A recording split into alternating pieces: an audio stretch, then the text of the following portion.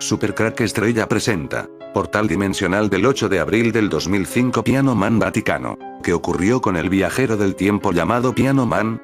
Hay una frase que dice, todos los caminos conducen a Roma, con los viajeros del tiempo todos los caminos conducen a Noruega, a la zona de Oslo o Bergen.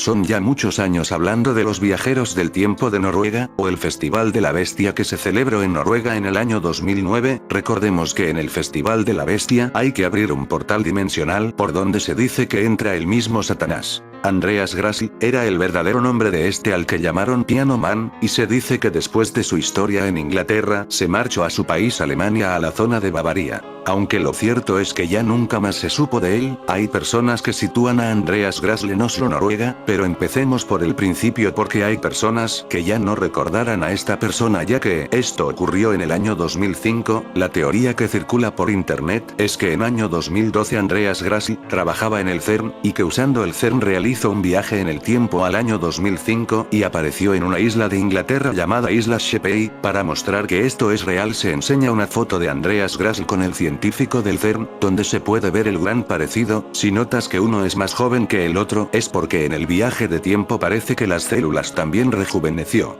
El 7 de abril de 2005 un hombre de entre 20 y 30 años fue encontrado por una patrulla policial en una playa de la isla de Sheppey en el condado de Kent, Inglaterra, vestido con traje y corbata, totalmente empapado, muy desorientado y mudo. La policía le trasladó al hospital de Medway para que le efectuaran una revisión. Ante la presencia humana reaccionaba con temor, enrollándose sobre sí mismo y refugiándose en un rincón. Tras varias horas intentando comunicarse con él, uno de los asistentes sociales le proporcionó un papel y un lápiz por si podía escribir, y el joven dibujó una cruz, que podría ser la bandera de Suecia, y un piano de cola, con todos los detalles, incluso las 88 teclas. Para comprobar su reacción, le llevaron a la capilla del hospital, donde había un piano, y el muchacho se tranquilizó, se sentó y comenzó a tocar con soltura ante la sorpresa de sus cuidadores, alguno de los cuales ha calificado de excepcional su forma de interpretar.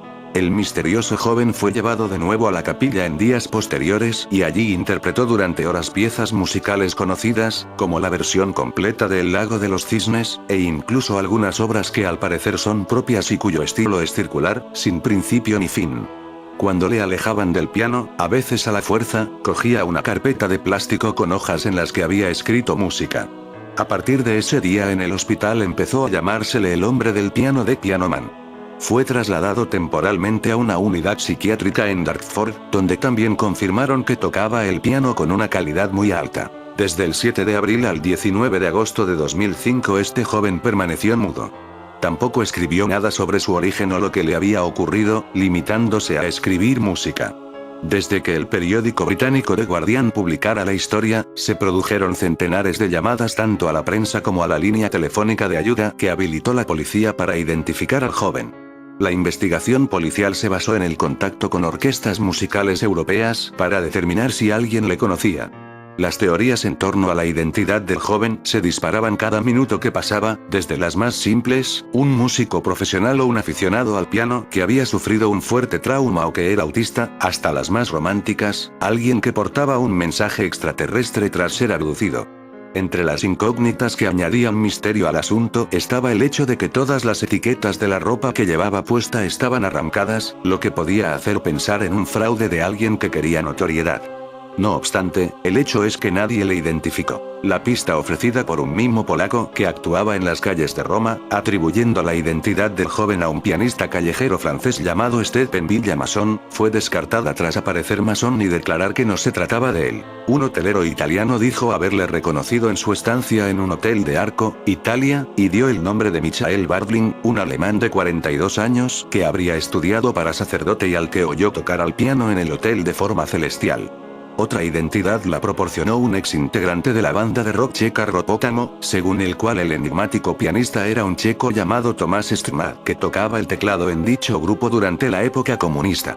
Esta pista también resultó ser falsa, tras como confirmó el propio Tomáš Strnad al canal de la televisión checa CT. Y llegamos a la pista noruega. Por esta razón decía al principio del video que todos los viajeros del tiempo conducen a Noruega. Otra supuesta identidad provenía de Oslo, donde una mujer creía que se trataba de un estudiante irlandés llamado Dominic, que vivió en una residencia universitaria de Oslo entre 1993 y 1996, pero la policía no tenía prueba alguna de que fuera cierto. Finalmente, el 19 de agosto de 2005, el hombre del piano habló. Una enfermera entró en su habitación y le preguntó: ¿vas a hablar hoy con nosotros? A lo que él contestó: sí, eso creo. Tras la sorpresa, Piano Man dijo ser alemán y haber viajado al Reino Unido en el tren Eurostar. Cuando le encontraron en la playa, su intención era suicidarse, tras perder su último empleo en París donde cuidaba a enfermos mentales. El hombre del piano también afirmó ser homosexual y negó tener conocimiento alguno de piano. Las noticias de su virtuosismo tocando el piano han resultado ser falsas, y ahora se asegura que tan solo tocaba una tecla del piano insistentemente. El Ministerio de Exteriores alemán confirmó que se trata de Andreas Grassl, un joven de 20 años originario de Baviera.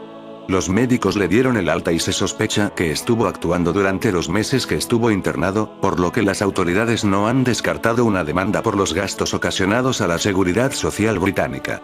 Según su abogado, Andreas Grassl habría permanecido en silencio debido a una crisis psicótico que le duró varios meses.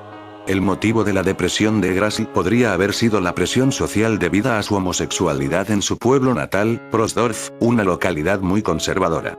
Actualmente el hombre del piano ha vuelto a Alemania, donde se encuentra en tratamiento psiquiátrico. Algunos tabloides británicos han llegado a ofrecerle 75.000 euros por una entrevista.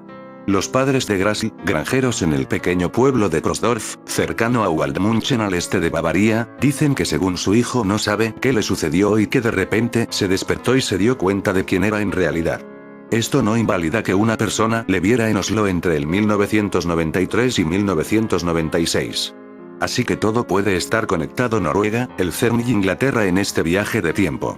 Un astrónomo japonés llamado Koichiro Morita, de 57 años, es asesinado misteriosamente, según mencionan los medios oficiales en Chile y en el mundo. La versión no oficial, que circula por la web profunda, es que fue asesinado luego de compartir una imagen donde al aparecer confirma el primer viaje en el tiempo realizado por el CERN.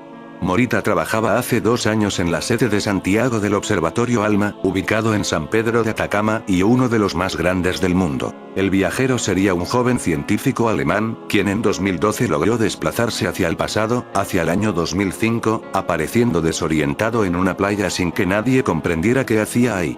Nos estamos refiriendo al caso de Piano Man, al que el señor Koichiro Morita podría haber conocido en el CERN. Piano Man fue hallado el pasado 8 de abril caminando, empapado, por una carretera cercana al mar en Sheerness, la mayor ciudad de la isla de Sheppey, al sureste de Inglaterra. Ese mismo 8 de abril del año 2005, hubo un eclipse parcial. En el sur de los Estados Unidos, todo México y casi toda Suramérica, ya sabemos de la importancia de estas cosas para poder realizar y fabricar portales dimensionales. En los Estados Unidos existe otro CERN, se encuentra localizado 50 kilómetros al oeste de Chicago y se llama Fermilab. Así que se pudo hacer un experimento usando el CERN de Chicago y los eclipses para este experimento del CERN, que fue dar un salto en el tiempo del año 2012 al año 2005, ese mismo 8 de abril donde apareció Piano Man hubo un eclipse en América, donde existe otro CERN en Chicago. Ese mismo día 8 de abril del 2005 apareció Piano Man, mientras se producía un eclipse y mientras después de la muerte de Juan Pablo II el 2 de abril de 2005, la Ciudad del Vaticano vivió una jornada histórica.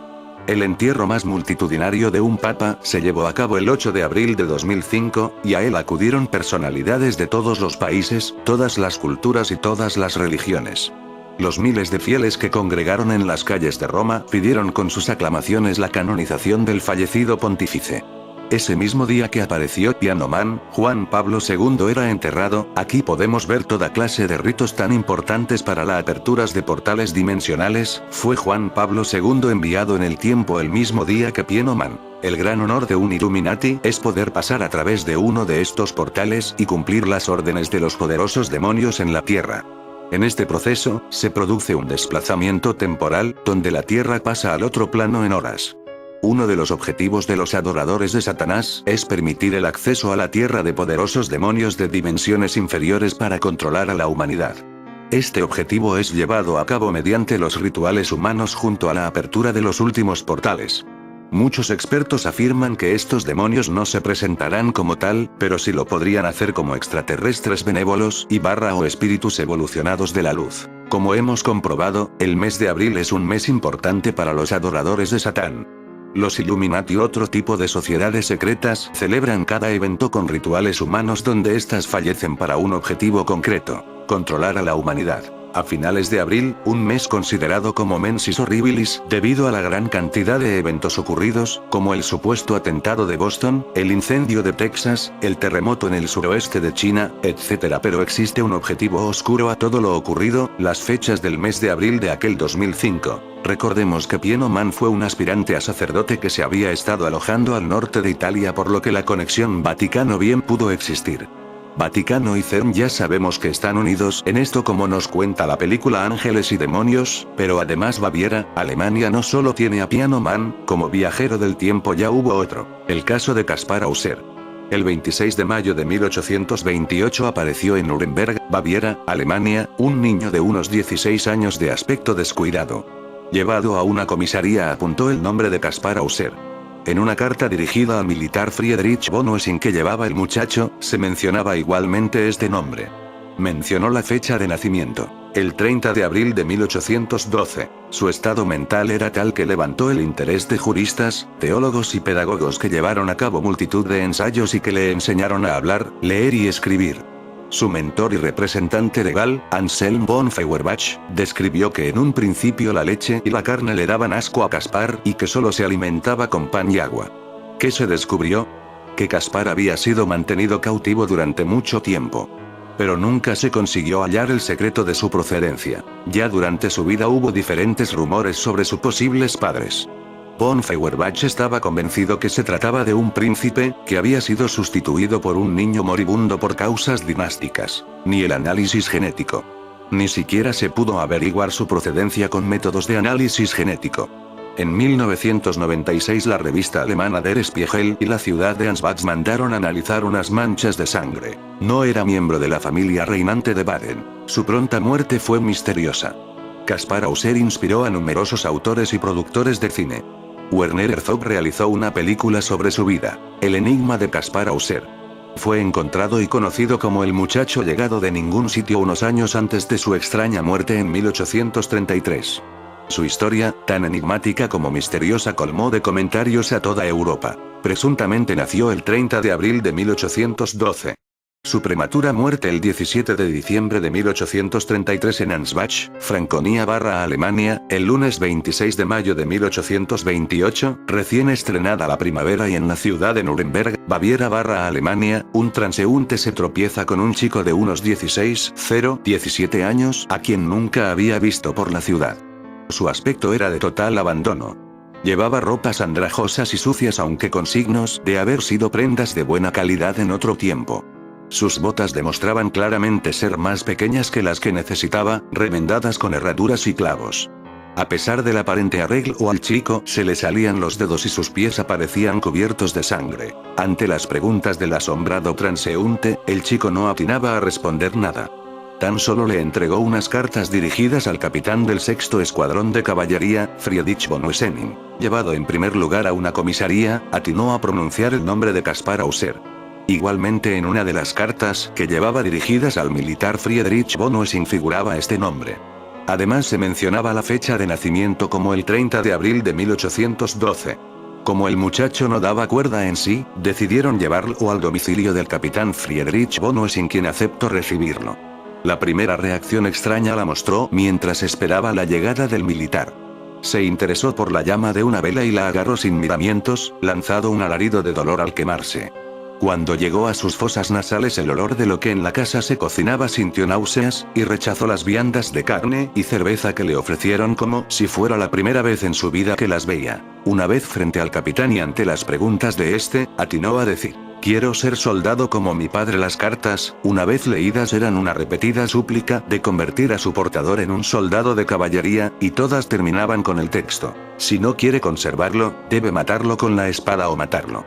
El capitán no quiso involucrarse en el oscuro asunto y devolvió al chico a la policía local, donde lo interrogaron nuevamente.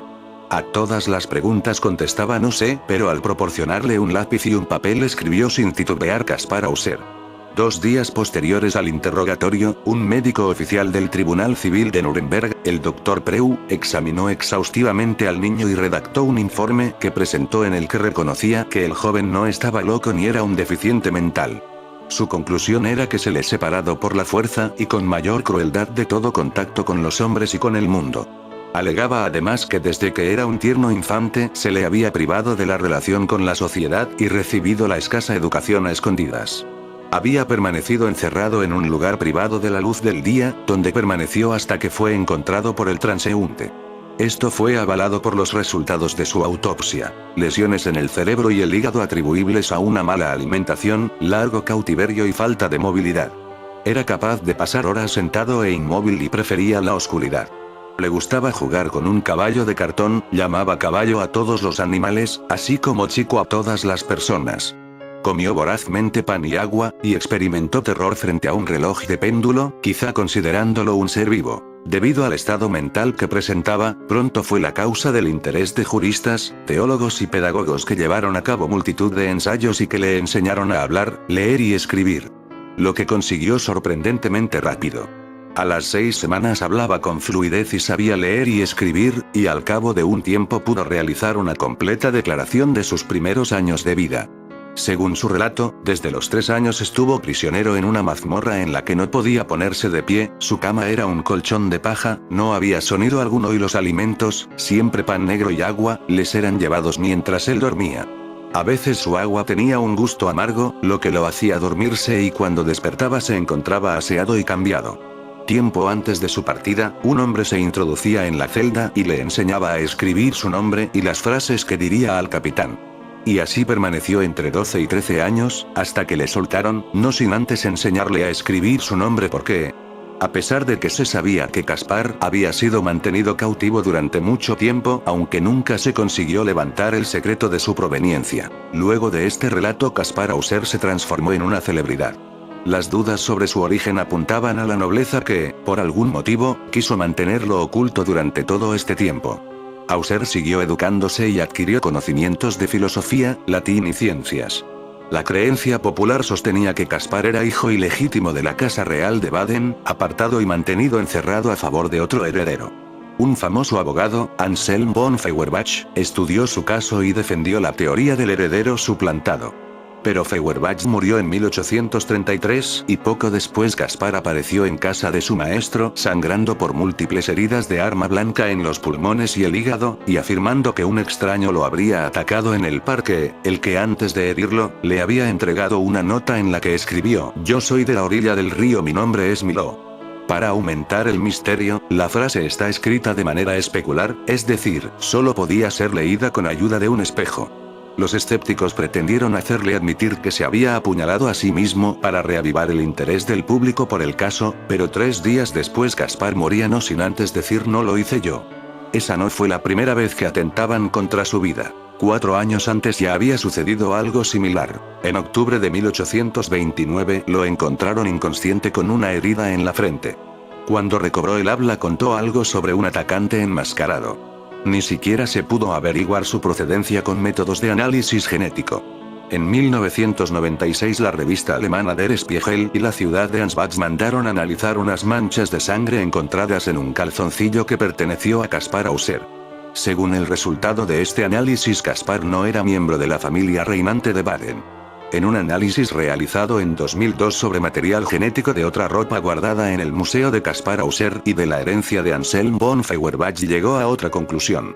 Según este resultado había una gran concordancia, aunque no del 100%, con la huella genética de Astrid von Medinger, una descendiente de la esposa de Karl von Baden. Por lo tanto, y según este análisis, un parentesco parece altamente probable. Además concluye en que la mancha de sangre no pertenece a Kaspar Hauser. También su pronta muerte es misteriosa. Los médicos que llevaron a cabo la obducción concluían que no se pudo haber autoimpuesto las heridas de arma blanca que condujeron a su muerte. Un escrito encontrado no ayudaba tampoco. La hipótesis más reciente añade otra variante a las especulaciones ya existentes. Según esta teoría podría tratarse del hijo ilegítimo de Napoleón Bonaparte con Estepanie de Beauharnais, la esposa de Karl von Baden. El matrimonio no era muy feliz y podría haberse producido un encuentro entre Estepanie y su ídolo Napoleón antes de su guerra contra Rusia. Hay una similitud, la misma distancia entre la nariz y el labio superior, la misma barbilla, la misma frente etc., entre Caspar y Napoleón II, quien murió muy joven incluso antes de Caspar. Un hijo extramatrimonial hubiese sido poco deseado tanto por parte de Napoleón como por la dinastía de Baden. Esta teoría explicaría por qué Caspar había pasado sus primeros años de vida en palacios, según sus propios recuerdos, y solo después, tras la destitución de Napoleón, se le escondió. Una primera parte de su captura la hubiese pasado en unas mazmorras cerca de Laufenburg. A esto apunta un mensaje encontrado en una botella y escrito presuntamente por otro encarcelado benévolo diciendo: mi zulo se encuentra bajo tierra y es desconocido incluso a él que me ha robado el trono. Se trataría en este caso del trono de Francia, aunque un hijo ilegítimo no hubiese tenido derecho a ocuparlo como emperador. La segunda parte de su cautividad la pasó probablemente en el palacio de Pilsach, a tan solo unos 35 kilómetros de Nuremberg, donde fue encontrado. En este pequeño castillo se encontró en 1924 por azar una habitación escondida que concuerda con la descripción dada por Caspar Hauser. Durante unas reformas en 1984 se encontró además un caballo de juguete que también aparece en las descripciones de Caspar Hauser y restos de ropa. ¿De dónde salió Caspar Hauser? ¿Quién o quiénes se tomaron el trabajo de mantenerlo oculto tantos años, para luego liberarlo sin ningún motivo aparente? ¿Por qué murió? Es que Caspar Hauser no era un extraterrestre sino un viajero en el tiempo. Caspar Hauser fue asesinado por un hombre vestido de negro, lo mismo que le ocurrió a la mujer de Isdal en Noruega, y es que al final todos los caminos conducen a Noruega. En fin amigos de Supercrack Estrella, si el video te gustó pulgar arriba.